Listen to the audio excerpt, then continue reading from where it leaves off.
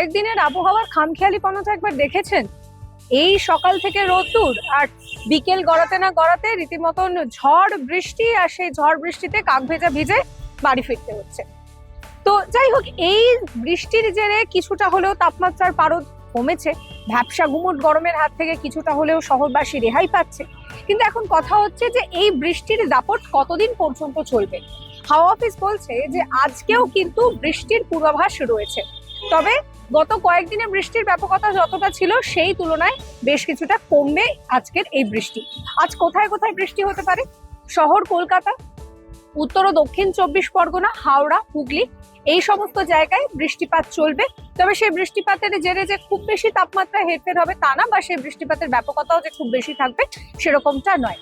কিন্তু দুই মেদিনীপুরের ক্ষেত্রে সতর্কবার্তা জারি করছে আলিপুর আবহাওয়া দপ্তর। তার কারণ হচ্ছে দুই মেদিনীপুরে বেশ ভালোই ঝড় হবে, অর্থাৎ 30 থেকে 40 কিলোমিটার গতিবেগে সেখানে দমকা ঝোড়ো হাওয়া বইবে বলেই জানাচ্ছে হাওয়া অফিস। কিন্তু শুক্রবার পর্যন্ত বৃষ্টি হওয়ার পর শনিবার অর্থাৎ উইকেন্ডে গরম চড়চড়িয়ে বাড়তে শুরু করবে। উইকেন্ড থেকে আর ঝড় বৃষ্টির কোনো রকম কোনো সম্ভাবনা থাকবে না বলেই পূর্বাভাস জারি করেছে আলিপুর আবহাওয়া দপ্তর। সেক্ষেত্রে দাঁড়িয়ে যেটা হাওয়া অফিসের আপডেট রয়েছে যে শনিবার থেকে 3 থেকে 4 ডিগ্রি সেলসিয়াস পর্যন্ত তাপমাত্রা কিন্তু এক ধাক্কায় বেড়ে যাবে, অর্থাৎ ভ্যাপসা গুমোট গরম আবারও আপনাকে ভোগাতে শুরু করবে। এ তো গেল দক্ষিণবঙ্গের কথা। উত্তরবঙ্গের দিকে যদি আমরা নজর রাখি, উত্তরবঙ্গের ক্ষেত্রেও শুক্রবার বৃষ্টিপাতের পরিমাণ যথেষ্টই বেশি থাকবে।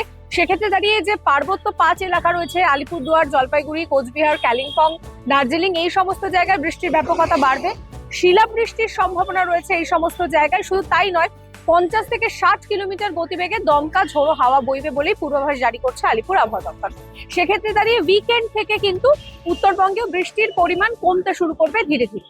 এই মুহূর্তে সাগর থেকে প্রচুর পরিমাণে জলীয় বাষ্প আমাদের রাজ্যে ঢুকছে, তার জন্যই এই ঝড় বৃষ্টি হচ্ছে।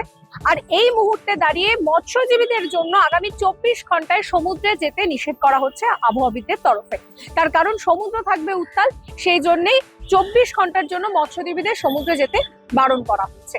অর্থাৎ গরম এবং এই যে বৃষ্টি, এই বৃষ্টিকে সঙ্গে করে শুক্রবারটা কাটলেও শনিবার থেকে আবারও ভ্যাপসা গুমোট গরম বাড়তে থাকবে। সমস্ত খবরের আপডেটের জন্য আপনাদের নজর থাকুক সংবাদ প্রতিদিন .in। ক্যামেরায় ত্রিদীপের সঙ্গে ফলো করুন সংবাদ প্রতিদিন ডিজিটাল।